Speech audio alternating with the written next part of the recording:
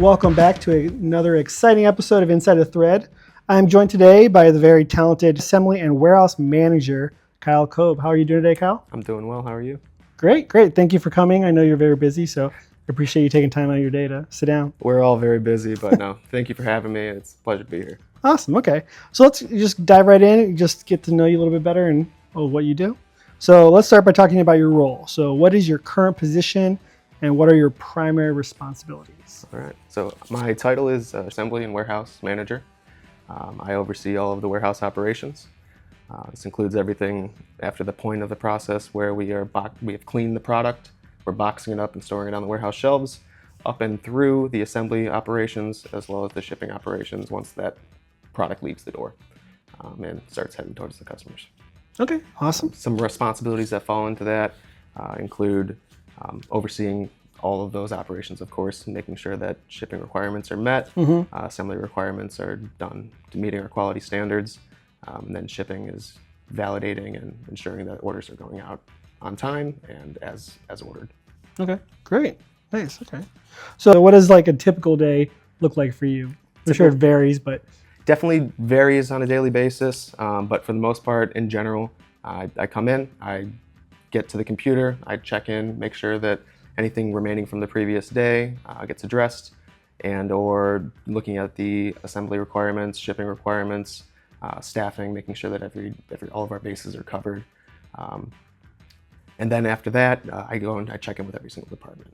I make sure that every department has what they need. If we need to reallocate some resources to make sure that things are getting done as we expect. And then later in the afternoon, I'll circle around to getting back to the computer, touching base with customer service and any other departments or operations that we might have parts running through quickly to meet a rush request.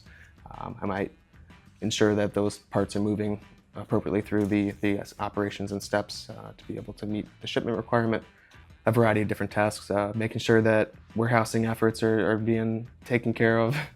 Your role oversees several important departments. So can you explain how shipping, assembly, and warehouse teams work together to support our customers? Absolutely.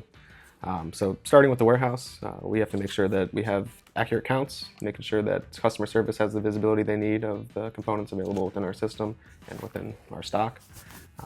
Without that, we jeopardize the possibility of not meeting customer requirements.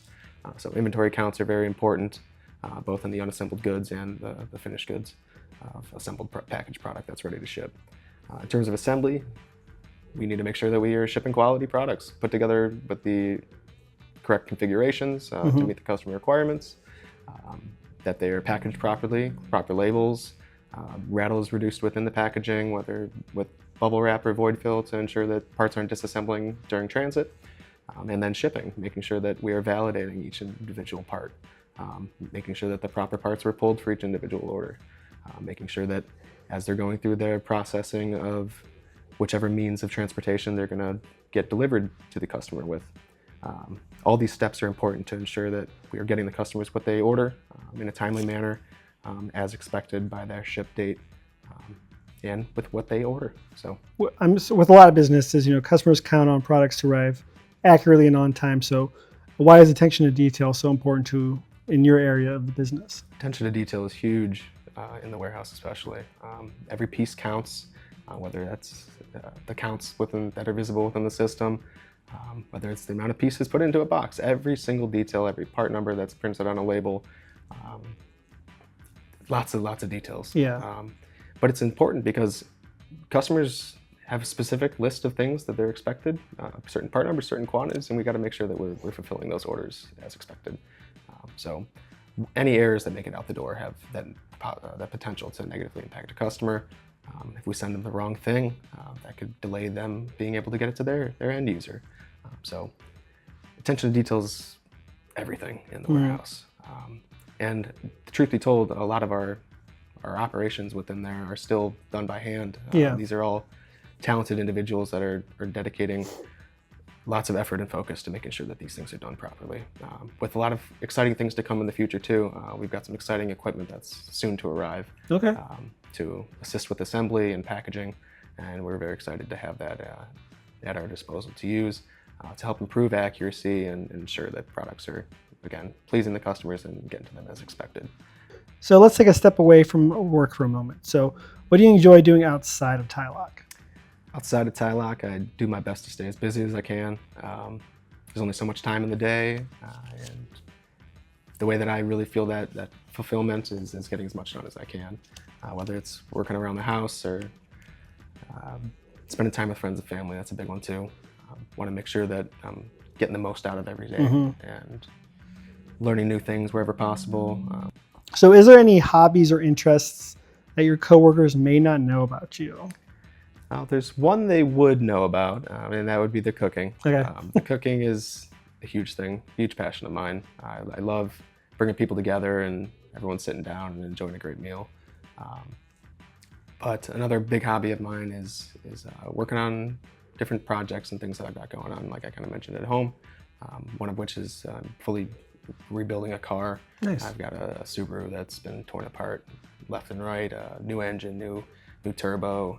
It's fully built and it's soon to become a toy race car. We'll see. Oh, nice. See, if we keep it on the dirt roads or if we get it on the track one day. But for now, that's one of the things I keep on the back burner. Any spare time, if you will, I try to dedicate to that. He's also our resident Tylok chef for all of our company cookouts, holiday events. He's not only cooking the food, but Kyle will also be, making sure everything's on the tables, the spread out is nice, makes most sense, make sure everyone's working what they're supposed to. So he manages that, which could be a job in itself, really. And the food's always delicious and everyone always has rave reviews to see.